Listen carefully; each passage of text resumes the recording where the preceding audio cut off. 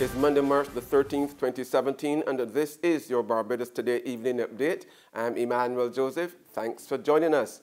Topping the news at this hour, Minister of Finance Chris Sinker this morning warned that any significant cuts in subsidies and statutory transfers would dislocate the most vulnerable in the country.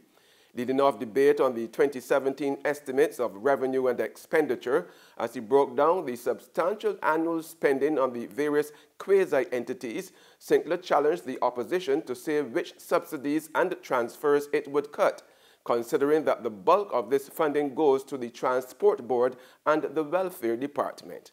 When you talk about slashing subsidies and transfers, the first category that you're going to have to look at slashing is the Transport Board. Because it is the pensioners, the school children, and the ordinary workers in Barbados who have to get to work at 5 o'clock in the morning to go at the hotel down the West Coast or down the South Coast, or wherever the case may be. Those are the people who benefit from that subsidy and transfer. Category number one. Category number two is grants to individuals. You know who constitutes grants to the individuals? We put it in this estimate at $22 million. You know who's the bulk of the people who get grants to individuals under this heading?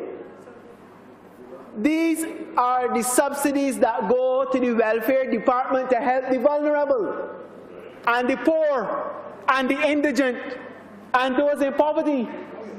It's the ordinary Barbadians. Some of it goes towards private schools for bursaries for children who have not made it into the public school system through the Ministry of Education. But again, in this category is the average ordinary Barbadian. So when you hear people say, slash subsidies and transfers, eliminate it, reduce it, this is who you are reducing. Sinker also told his detractors, who have pronounced the economic death of the country and declared doom and gloom whenever there was a downgrade, that he and his government continue to have faith in the people and their future. So to those who are seemingly ready to throw in the towel every time they hear of this downgrade or that downgrade or the downsizing of Barbados by some entity, I say to them simply, that troubled though I might be, I am not distressed. Perplexed at times I will be, I shall not despair. Persecuted, for sure I am, but not abandoned, and cast down by some repeatedly, but never, ever destroyed. The Friend Stewart administration is divided over the impact and credibility of last Saturday's massive march of disgust over its handling of the economy. While leading off debate on the estimates, Sinclair said he did not care anything about the march and dismissed its worthiness. However, a few hours earlier, his cabinet colleague Donville Innes told reporters on the sidelines of the launch of the Global Value Chain Analysis Workshop at Accra Beach Hotel that, as a Minister of Government, he would be a fool to dismiss the message of concern reflected in the enormity and energy of those who took to the streets. I think anytime you have a sizable portion of the population taken to the streets, albeit in a very civilized manner, that they are sending a message and the government must take note. I certainly, as a minister and an MP, have taken very copious note of the message being sent. Not necessarily by the Barbados Party alone. There may be other individuals who may not be aligned to the Barbados Party who have a sense of annoyance with the government. I would be a fool to sit here and believe that all is well. And I think the march has sent a strong message, and I intend to take note of it. And while political activist David Commonchong agrees with Minister Innes, Commonchong went even further today to say that the overwhelming participation in the opposition-instigated march showed that Barbadians were ready to get rid of the ruling Democratic Labour Party without delay. The fact that over 9,000 persons participated in Saturday's March of Disgust suggests that the people of Barbados have finally woken up to the reality that our country is afflicted with an unaccountable and severely dysfunctional government that must be removed as a matter of urgency if our nation is to avoid a fate of catastrophic collapse. I was in the march, and I can therefore confirm that it was not merely a Barbados Labour Party march. There were thousands of citizens there, like myself, who are not members or partisans of the BLP. Opposition MP for St. James Central, Kerry Simmons, meanwhile, has called on Prime Minister Francis Stewart to investigate the alleged misuse of some of the $10 million in computers and other educational materials recently donated to local schools by China. Addressing last evening's March of Disgust rally in Jubilee Gardens, the city, Simmons claimed that the computers were being taken by persons involved in political activities. Go to the Ministry of Education Monday morning. Have a word with your Minister of Education. Have a word with your Parliamentary Secretary in the Ministry of Education. Find out whether all is well with the $10 million in computer equipment that China just gave to this country. From the short, it hurts me no end that I could hear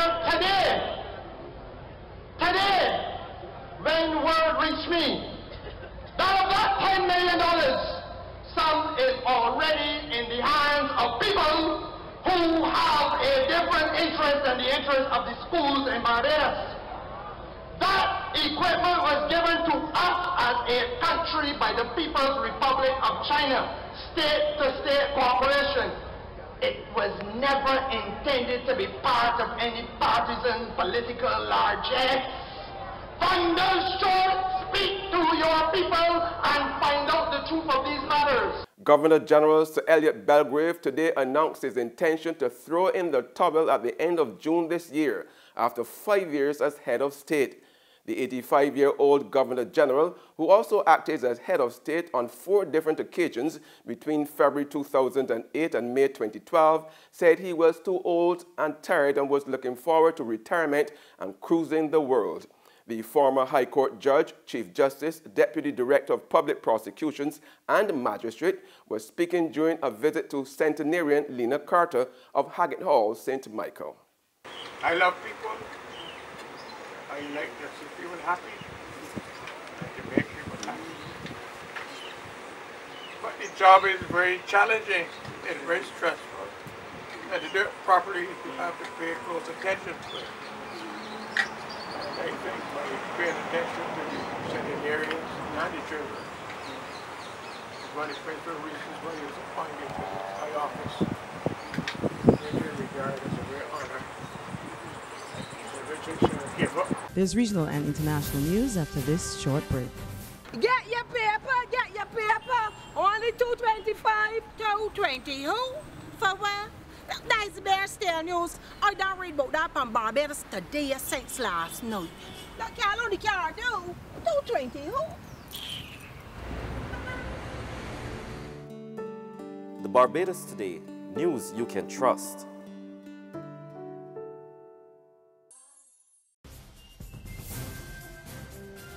We're back with news from the region now. A woman police constable has disappeared in Trinidad. Neasha Joseph, who is attached to the Morvant police station, failed to arrive at work yesterday. And following numerous unanswered calls and messages to Neasha's phone, her mother received an anonymous tip claiming that the police officer was killed and buried in Beetham Gardens. Responding officers say they have one man in custody who is currently assisting with the investigation. Now, up to news time, police were saying that reports that a body had been found were premature. And on the international scene, the Scottish government today declared its intention to negotiate a separate deal with the European Union as the UK prepares to start exit talks with the EU. First Minister Nicola Sturgeon has confirmed that she will ask the Scottish Parliament next Tuesday for permission to hold a second referendum on independence between autumn 2018 and spring 2019. So I can confirm today that next week I will seek the authority of the Scottish Parliament to agree with the UK Government the details of a Section 30 order, the procedure that will enable the Scottish Parliament to legislate for an independence referendum. The UK Government was clear in 2014 that an independence referendum should, in their words, be made in Scotland by the people of Scotland. That is a principle that should be respected today. The detailed arrangements for a referendum, including its timing, must be for the Scottish Parliament to decide.